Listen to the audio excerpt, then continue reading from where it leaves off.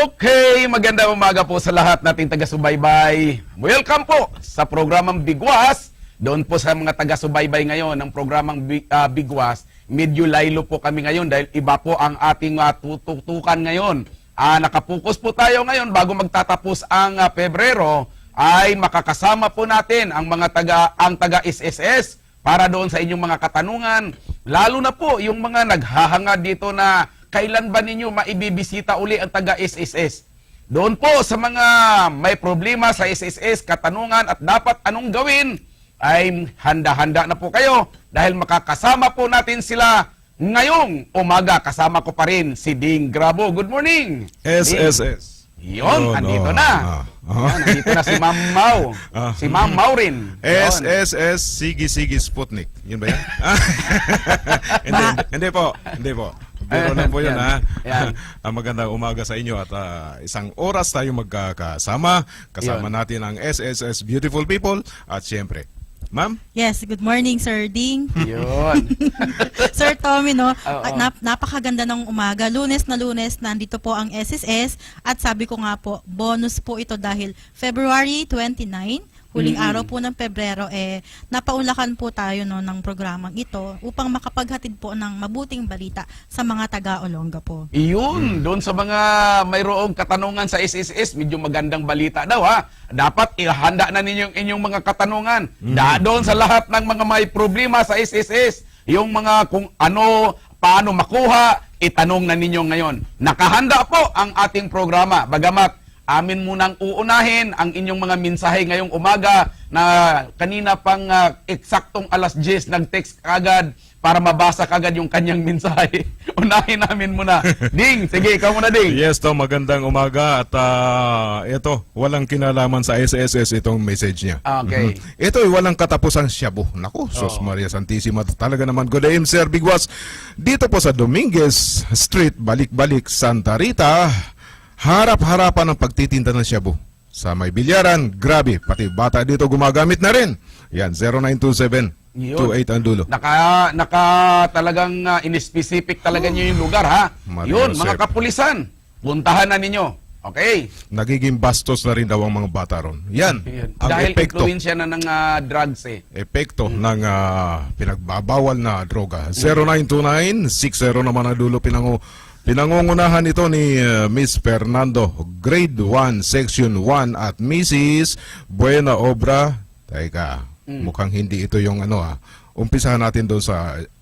Good morning, Sir Bigwas. Pakibigwas na nga po itong mga teacher sa Santa Rita Elementary School. May programa, yes po.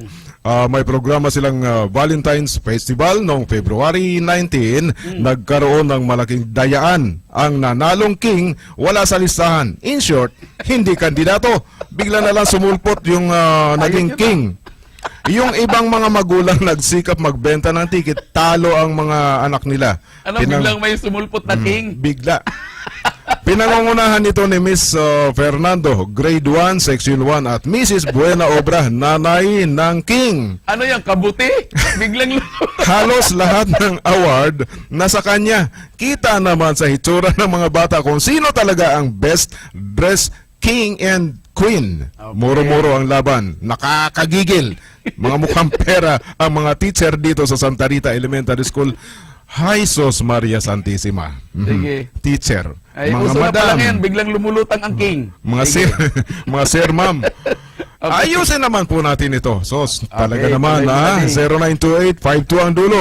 Si Mr. Teddy Arbitaryo ng Iram ay Basketball League Chairman, naniningil ng 150 sa team kada laro. Pakibigwasan. 150 daw. 150. Siguro ay para sa kung pakilinaw lang sa kanila. Baka naman ay may mga contribution na pinag-uusapan pagkatapos kung mga alam mo na, sports yan uniform, mga chibog, etc. Yan. Pakilinaw, pakipag-usap sa kanila. Ano po? Ito naman po, mayroon pong mensahe galing naman po sa 0950 Anduloy 93. Ang sabi niya, magandang umaga po, Sir Tommy. Mayroon pong nagbigti dito sa Gordon Heights, sa Block 27 po. Isang driver po siya. Sir, nakita po kaninang alas 7 lamang ng umaga. Yun. siguro ano kayong problema nito? Matindi na ang problema. Sana naman ay hindi siya nai-impluwensyahan ng droga na napagkamalan niyang ginawa niyang pagtripan yung pagbibigti. Yun ha, isa pong driver umano ang nagbigti diyan sa Block 27 sa Gordon Heights kaninang umaga lamang natagpuan. Okay, sige, Ding, ikaw naman. 091864 naman ang dulo. Good day, pabati yun naman si pabati nyo naman po, Sir Bigwas, dito New Cabalan. Nakatutok po kami sa inyo. Lagi IRLPAI. Anong ibig sabihin? Ano yan? Ano yan? IRLPAI. Ano yan kaya ibig sabihin? Tapos, Hindi natin gets. nakatutok sila. Puro capital. Sige, magandang letter. umaga po sa inyo. Iram siguro yan. Sa Iram pamumuno. Resettlement. Sa pamumuno ni Mr. Ernie Flores. Ayun, o nga. Iram samahan. Resettlement. Ano yan? Samahan daw sila ng mga scavengers. Ayun, scavengers yan. Tama. Okay. Okay. Tuloy. Ito naman, good AM, sir. Sir, ask ko lang po, yung marriage contract po ng mga magulang ko ay malabo na po ang pagkakasulat. Paano po pag wala po nasa NSO? At yun pong birth certificate wala rin po sa NSO. Kasi 3 times na pong nasunog yung City Hall ng Negros. Paano po gagawin? Malay mo kung sa SSS mayroon din silang file, di ba? Makakuha sila doon. Sa tingin mo? Napaka-unfortunate, no, 3 times Ayun. na nasunog po. Oo. Pero sa mga gantong problema, no, hindi lang po kayo yung first time na wala pong mga records, pati sa NSO, meron po tayong mga tinatawag na secondary documents. Kung hinihingi po natin yung birth certificate at walang record, hingin niyo po yung certificate na no record. So, kahit LCR yun, di ba, sir? Or NSO, magbibigay silang certificate of no record. Late registration ka. Pwede kayong magpa-late register, pero would take time pa din kasi to late register. Like, maghihintay pa ng 6 months, di ba? Isang taon Bago pa. tayo, or 1 year, bago magkaroon ng NSO copy. In that case, mag-proceed tayo sa secondary documents, hingi tayo ng baptismal certificate. Kung wala pong baptismal certificate, meron pong ganung cases talaga na wala pa din. So again, hihingin natin yung certificate na no such record of baptismal certificate. Mag-proceed tayo sa other secondary documents. Say, meron po tayong transcript of records, certificate of employment, baka meron po siyang MDR sa PhilHealth. So, ibig sabihin po Sa nito, SSS, baka malay mo yung magulang niya nag-file ng SSS dati. maaari din po. Ibig kong sabihin din po, papadamihin po natin yung secondary documents. Kumbaga, huwag tayong mawala ng pag-asa. Huwag kayong tamarin na mag-file, no? Kung wala kayong birth certificate o marriage certificate, marami pong paraan. Sa bagay. Kasi pwede mo namang puntahan doon sa ipa-trace mo yung pangalan ng magulang mo doon sa SSS. Malay mo kung nakapaghulog sila, may makikita tayo roon. Dahil ang SSS naman ay hindi naman tinatanggap pag walang birth certificate, di ba? Actually, sir, yung birth certificate, kung kukuha po kayo ng SS number, kahit wala pong birth certificate ganun in ba? the meantime. Oo. Pero kapag magpa-file na po ng claim or salary loan, Ay, nahanap na. kailangan na po natin. Ayun. Sa bagay, ganito na kasi patay na ang magulang niya eh. Yes po. Yung hindi pwede pa bang mag-late registration yun, patay na. Ay, nako sir, pag registration, hindi po ako familiar, baka iba po ang masabi ko. Kung ano pong procedure po sa local civil registry natin, magtanong po tayo doon kung paano po ang procedure. Pero as per SSS, kung talagang hindi po ma-produce yung marriage certificate, meron po tayong mga documents na magpo-prove niyan. Pwede po sa birth certificate ng mga bata. Pwede po tayong mag-execute ng affidavit of 2 disinterested persons. Ibig sabihin, mga tao pong walang kinalaman sa claim natin, no?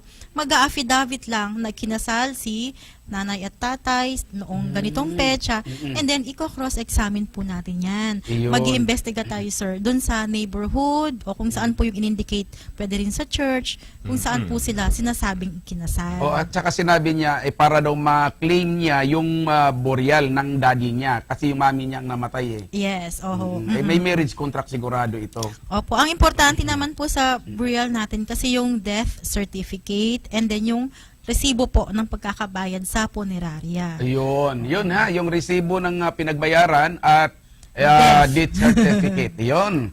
Ayun po mga kaibigan, at magbabalik po kami kagad ni Ma'am Mau ni Ma'am Maureen at ni Ding Grabo. Pagkalipas lamang po. ihabol ko lang ito. Ano? Speaking of NSO, sandali lang ito. Hindi naman ako rito taga-Ulong. Hindi. Bago lang ako rito sa Olongapo. Sabi niya, may NSO po ba rito sa lungsod? Mayroon. Nandoon sa Gordon Avenue. Nandoon po, yung ano na po siya, National Statistic Authority. Yun. Philippine Statistics Authority, PSA. Statistic Authority, PTA na. PSA, sir. PSA. Statistics Oo, Authority. PSA na siya. Hindi na siya NSO. Kaya nandoon po sa Gordon Avenue. Nandyan po yan. Magkakalapit na lang sila ng SSS. Ayun, okay. Yun po. Mhm. Okay po, babalik po kami kagad pagkalipas lamang po ng ilang patalastas. Promise.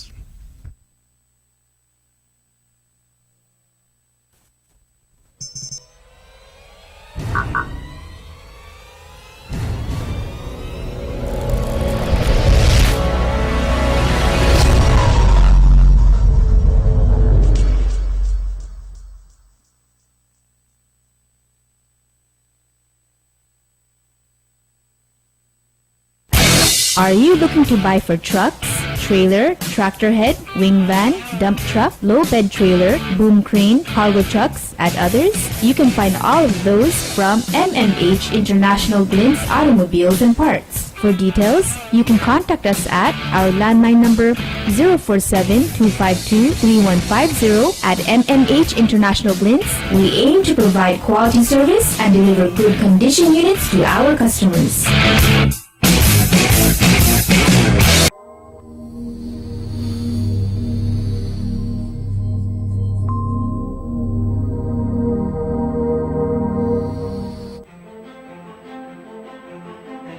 Win Hotel, the newest hotel in the heart of Olongapo City. Win Hotel is the place for comfort within your reach with the most reasonable price. Avail of the wash-up for only 400 pesos, 12-hour stay for only 850 pesos, an overnight stay for 1,000 pesos. At Win Hotel, you will enjoy all your homey and sweet stay in our rooms with air-conditioned, hot and cold shower, plasma screen televisions with cable TV, telephone local lines, internet access, and 24-hour room service. Win Hotel is located at number 27, 18th Street, West Bahakbahak, Olongapo City, just within the Victory Liner compound. Or you may contact a telephone number 222-8885 or mobile number 0999-857-9639. At Win Hotel, our guests are surely winners. Avail 10% discount upon check-in at Win Hotel. Just present your trip ticket from Victory Liner and Bataan Transit. Araw-araw kayod, araw-araw ipon. Proteksyon sa aksidente. Nagkasakit ako dati. Buti may SSS ako. Laking tulong sa pagpapagaling. Buwan-buwan may kontribusyon, buwan-buwan may ipon. Nung nanganak ako, laking tulong ng maternity benefit ko. Dagdag ipon ko dahil sa mga benepisyo, mas may pakinabang. May pension kami, kaya enjoy pa rin. Mabuti na lang, may SSS. Mas malaki ang balik ng kontribusyon namin. Mga empleyado, protektado. Buti na lang, may SSS.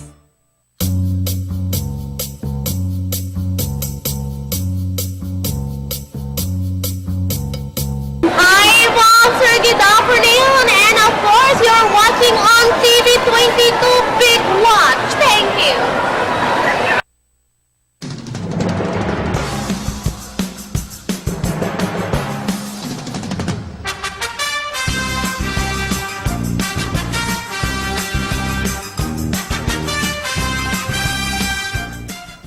Okay, balik na po tayo sa nalalawi po nating 30 minuto na lamang. Ay, napakaikli po ng oras. Kaya samantalahin na po ninyo doon sa mga nais magtanong sa SSS. Samantalahin na ninyo. Kasama ko pa rin silang dalawa, si Ma'am Maureen at Ding Grabo. Good morning uli, Ma'am. Kasama pa rin natin si Ma'am Maureen ng SSS. Magandang umaga pong muli, Ma'am. Okay. Magandang umaga po sa mga kabubukas lang po ng mga radyo nila, no? Good morning Radio po. at saka television. Television po. Nandito po ang SSS. At saka yung nanonood po sa Ustream. Ang gusto ko pong tatalakayin natin ngayon, ma'am, mayroon pong mga katanungan kung nagkatotoo na ba? Naaprubahan na ba? Pinagbigyan na ba ni Pangulong Noynoy Aquino ang 2,000 dagdag pensyon ng mga matatanda. Anong mga tawag nating senior citizen? Malapit-lapit na tayo dyan. Okay? Sa amin po, hindi namin tinatawag na senior citizen. Anong mga tawag noon? Dual citizen. Dual, oo, tama. Dalawa na ang citizenship. Medyo nakaka-hurt yung senior. Oo, dual citizen. Ang Oo. mga pensioners po natin, hindi lang po mga, tinatawag na senior citizens.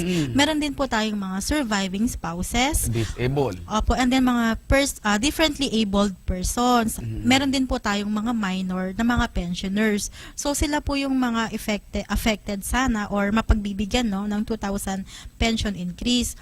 So yun na nga po, lumabas na nga po sa balita, hindi po naaprubahan ng Pangulong Pinoy ito, no? Ngayon, ang nangyari po nito, binalik po ito sa Congress and Senate. So, ayon na rin po sa Constitution natin, kailangan pong ma-override yung veto power na ito by 2/3 vote separate po, no? So, 2/3 sa Congress, 2/3 sa Senate. So far, wala pa rin po tayong balita kung paano na po, kung napagbigyan na po ito ulit. So, naipahayag na rin po ng SSS yung kanyang side o magiging effect po nito sa pondo po ng SSS kung sakaling maaprubahan po ito. Kung naaaprubahan ito, ma'am, hindi naman kaya mamumulubi ang SSS, may sapat naman na pondo. Yes, meron po tayong sapat na pondo pero hindi po ito magtatagal. So ayon po sa mga valuation natin o sa computation natin, magtatagal na lamang po tayo ng 11 years. So, mapuputol po kaagad yung paninilbihan po ng SSS. Ngunit, hindi naman po tayo kaagad-agad magsasara. Dahil po, gagarantihan po dapat po iyon ng national government. Ibig sabihin, isa-subsidize po tayo ng national government. Maganda kung isa-subsidize. Yun lamang po, syempre sa pagkakaalam naman natin, marami rin pong proyekto ang ating national government. Kumbaga, Na priority. Yes, kung magbibigay pa po para sa SSS, mababawasan po yung mga ibang priority projects po ng government. Unless po kasi, meron din po tayong batas na magpapa-allow po, Naaakibat. nakaakibat na batas na magpapahintulot sa SSS na magtaas po tayo ng kontribusyon. Ngayon po 11% kasi yung contribution natin. Ibig sabihin, meron po tayong source of funding na hindi po tayo kailangan aasa sa national government. So baka sakali naman po na mapag-aralan po natin ulit kung paano po ito mapagbibigyan yung pension increase natin. Ang problema lang kasi, bakit kasi binito pa ni Pangulo ay hindi naman pala kayang suportahan. Opo, yun po ang narinig natin sa mga nagdaang balita at saka sa mga atin pong paliwanag. Ang pagbibito po ni Pangulong Pinoy ay ayon na rin po sa datos at impormasyon kung saan pinakita po natin yung ating projected na expenses, kung maaprubahan po yung increase at ang atin pong average income for every year. So lahat po yun kinonsider natin. Plus yung number ng pensioners natin which is growing po. So sa ngayon, more than 2 million pensioners na po tayo.